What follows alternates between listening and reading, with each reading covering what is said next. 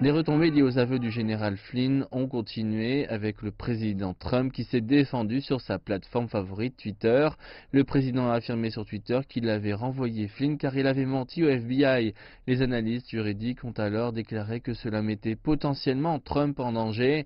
Selon l'ancien directeur du FBI James Comey, Trump lui a demandé de laisser tomber une enquête contre Flynn. Maintenant, si Trump savait que Flynn avait menti au FBI et qu'il a demandé à ce que l'enquête sur Flynn soit annulée, cela pourrait engendrer des accusations d'obstruction à la justice.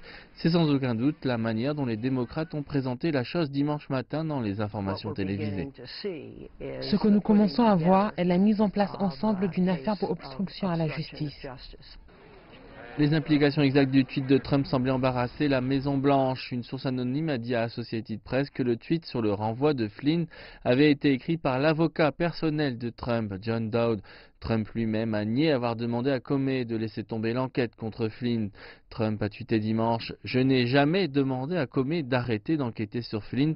C'est juste davantage de fausses nouvelles qui couvrent un autre mensonge de Comey. » Je dirais juste cela au président, il y a une enquête criminelle en cours, Comey en fait peut-être partie, vous tweetez et commentez des enquêtes criminelles en cours à vos risques et périls. Je serais prudent si j'étais vous, monsieur le président, et je surveillerai cela.